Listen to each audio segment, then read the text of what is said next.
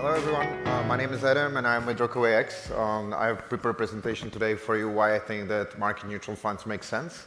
Actually, historically, when investors wanted to get exposure to crypto markets, they usually invested in VC funds. There is actually more than 300 VC funds, crypto VC funds today, and only in 2022 they raised more than $35 billion. We actually started the same way, so we started investing as a VC fund. But around 2020, we have decided, especially after the DeFi summer, that there is maybe other way how you can generate stable return, double-digit return, but with much smaller volatility. So in 2022, in April, I started market neutral fund within RockawayX. To be honest, the timing couldn't be worse for launching any fund. It was in April, in May, Luna crashed, in June, Celsius stopped withdrawals for its clients. So 2022 was for us mostly about risk management, delivering or protecting clients' money and delivering a stable return.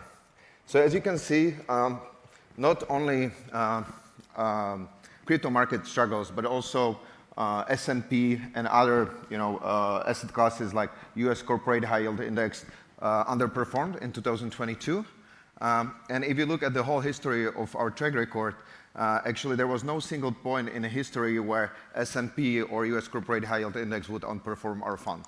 So let's look closer into the results. We only had 2 negative months in the whole history of the fund, both in 2022. We also don't expect negative return this month. So last Friday has no really significant impact on the fund. In 2023, we generated around 14% net for investors. The year after, we generated close to 19%, and this year we are on track to 15%. Actually, if you take those 15% and you compound them over 10 years, which is the usual lifespan of a VC fund, it gives you 3x return. As part of our VC1, we actually invested into other VC funds. We invested into 27 VC funds. And out of these 27, only 4 of them actually made more than 3x. Some of them are simply 0. So what do we offer to investors apart from double-digit returns? We offer diversification, so we have more than 25 positions in the portfolio in any given time. We offer liquidity. The fund is liquid on monthly basis, so you can deposit or withdraw really just with 5 days notice period before the month end. We offer low correlation to traditional assets like S&P, which is 0.2, and also low correlation to Bitcoin 0.5. But most importantly, we offer low volatility. So the volatility since inception of the fund was 2.8%, which then translates in a really high Sharpe ratio of 3. Actually, our Sharpe ratio over the last 12 months, it's above 8. So what do? We have dual mandate, how we manage basically assets. 75% of the fund is allocated in DeFi, and 25% of the fund is used for delta neutral strategies. In the DeFi, we mostly focus on protocol liquidity, which means that we work with lending protocols, decentralized exchanges, where we provide liquidity. In the real-world asset category, we really only work with innovative business models, which combine CeFi and DeFi. I'll show you an example in a minute.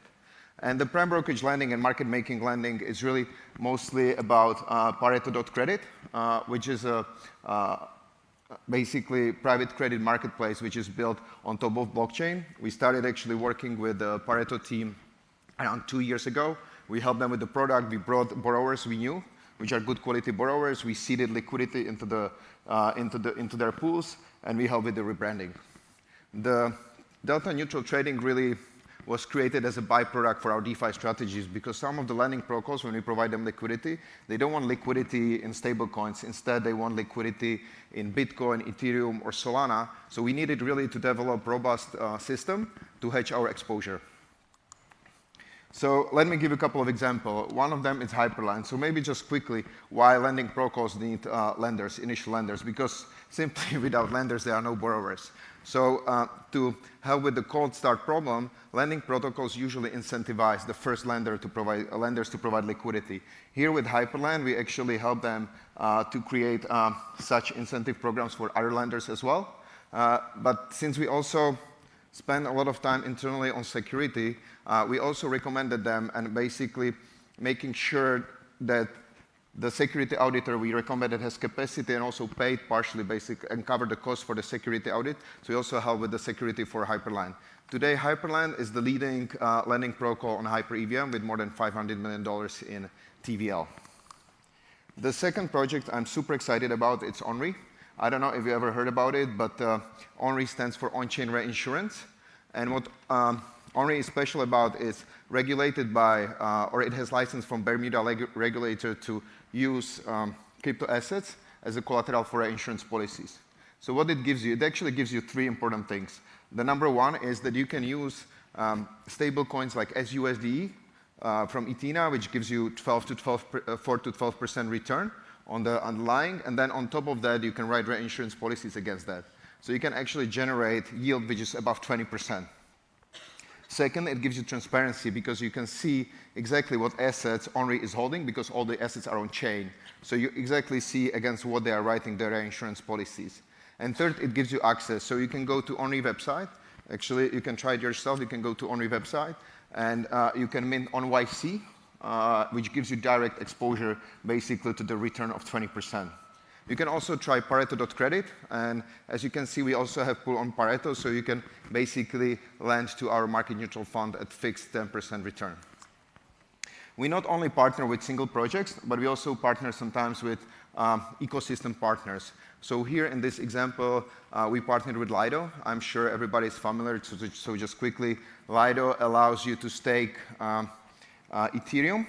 So you can get the staking return, and then you get derivative, which is called staked Ethereum, which you can further use in DeFi to increase your yield. But for Lido, it's super important to have liquidity across different venues, across different exchanges, lending protocols, layers one, and this is where we actually stepped in and helped out for fixed return. The last thing I want to show you is cross-chain solvers. So within Rockaway X, we also have division for cross-chain solvers. So what cross-chain solvers are and what they do. If you are a user and you have assets on one chain and you want to move assets to the other chain, let's say from Ethereum to Solana, you usually go to some bridge. And on the back end of the bridges, there are so-called solvers. You can think of them maybe as market makers who are competing in an auction for your order, and whoever offers the best price, move the assets and basically charge small fees. So when we entered this segment around a year ago, it was mostly consistent of really small solvers. So what we delivered was really ability to move big amounts of money in one transaction. So right now we are one of the few solvers who can move more than $1 million per transaction across chains. And since a year ago, we already processed around $2 billion in volumes. So anything wouldn't be really possible without proper risk management. We spent a lot of time on it. I have just one slide here, but to be honest, we spend most 60% of our time on risk management. Since you have different exposure, you have different risks, right? So for DeFi protocols, you need to mostly focus on smart contract risk. So we have internal security auditor system. We also work with external auditors, as I mentioned. We have internal monitoring alert systems, but we also work with external called Hypernative. So we have never had any incidents where we would provide funds into a smart contract, the fund would be stolen. For the prime brokerage lending and market makers, the DD is very similar. You need to do really detailed DD at the beginning, and then you need to follow up on an ongoing basis.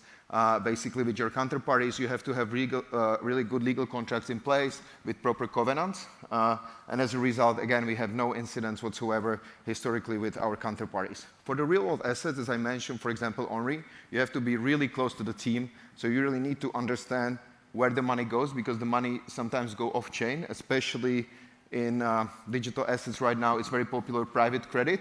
But to be honest, people who have exposure to private credit on chain, I think they almost never know who is actually the end borrower, which I think is significant risk for the DeFi going forward. And cash and carry, as I mentioned, you need to have really robust rebalancing system, which is fully automated. You need to have pager duties, and you need to have a really good alert system. So I hope that within this 10 minutes, I made a case why I think it makes much more sense actually to invest into market neutral funds than really directional VCs or hedge funds. I think this can actually bring you much higher returns and better liquidity. Thank you.